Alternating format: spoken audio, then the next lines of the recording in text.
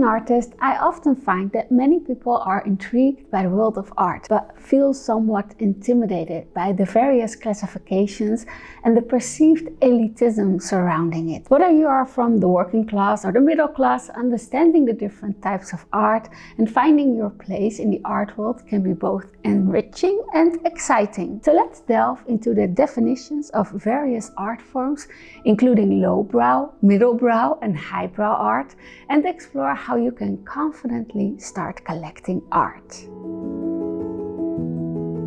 So let's talk about lowbrow, middlebrow and highbrow art. What is that? Highbrow art originates from the early 20th century and is associated with a high level of intellectual and artistic refinement. Initially used in literary criticism, it later extended to other art forms. Highbrow art refers to works considered complex, intellectually challenging, and often elite. This term is frequently used by academics, art critics and cultural elites. Some examples are renowned artists such as Vincent van Gogh and Pablo Picasso, as well as classical composers like Ludwig van Beethoven, and these are typically categorized as highbrow.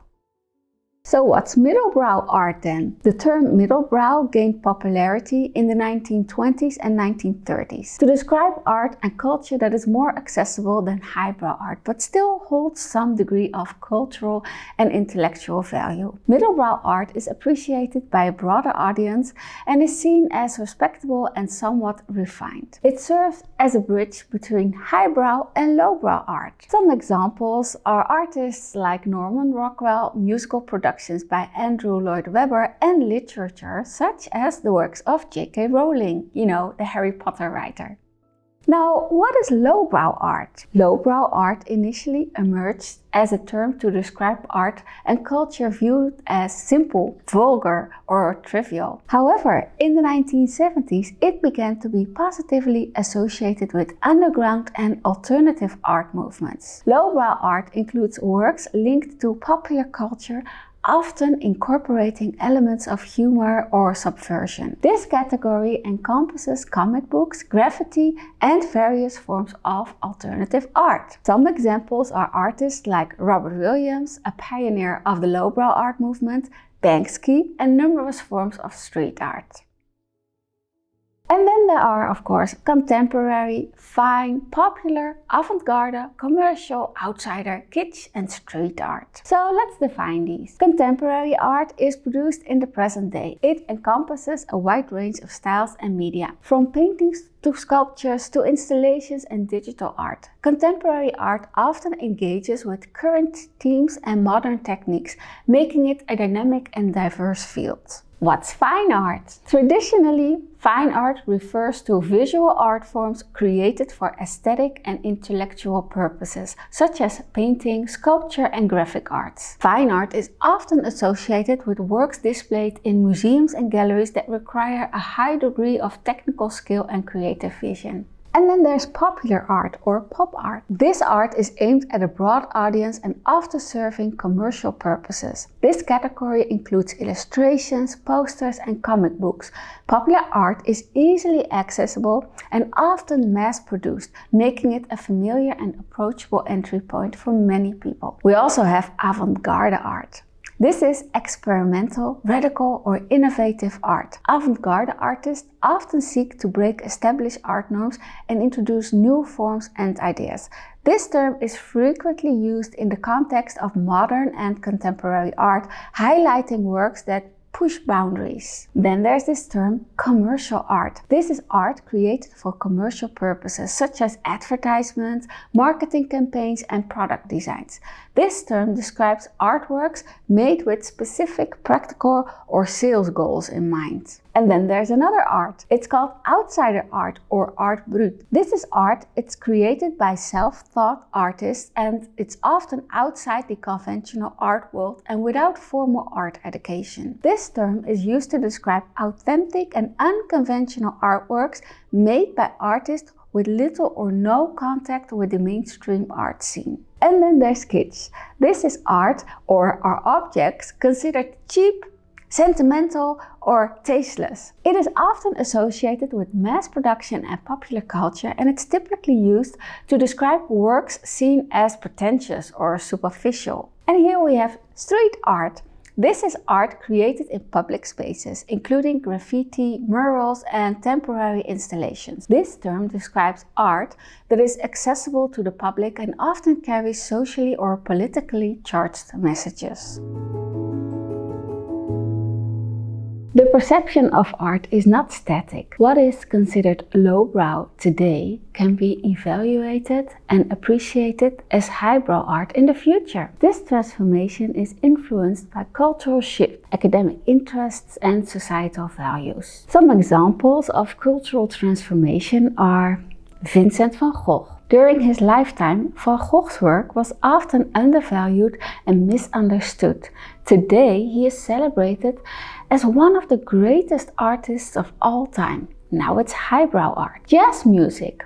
Once seen as entertainment for the lower classes, jazz is now recognized as a significant and complex art form. Comic books and graphic novels. These were originally viewed as simple entertainment for children. These are now acknowledged as legitimate art forms, with works like Art Spiegelman's Mouse winning literary awards. I really want to encourage you to start your own art journey. Art is for everyone. It doesn't matter where you come from or how much you know about it. If you feel drawn to a particular form of art, be it comic books or more accessible paintings, that's a great place to start. Here's how you can begin your journey into the art world and feel comfortable buying art, even if it's more accessible forms like a painting or a print.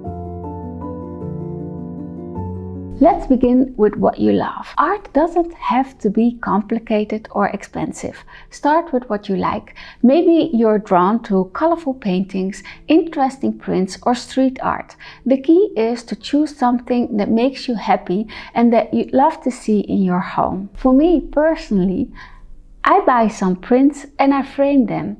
It's not expensive, but I really love it. You know, you can go to a museum and then go to the museum shop. There they will sell prints. It doesn't have to be expensive. You can just buy a print and then frame it in a lovely frame and have it on a special place in your home. For example, the works of Alex Katz are one of my favorites, and I bought a little print of it. Rogier Routers is a Dutch artist and I have a print of him as well. Last year I went to an exhibition in a museum in The Hague here in the Netherlands, and there was an exhibition of the works of Hilma af Klint. Now, of course, I cannot afford a painting of her works, but they were selling small cards and I took a package of those. Buying art does not have to be expensive, and it can be just as simple as buying art cards or small prints at the museum shops or at the website of the artist. So the key is to choose something that makes you happy and that you'd love to see in your home. Also, take the time to explore various types of art.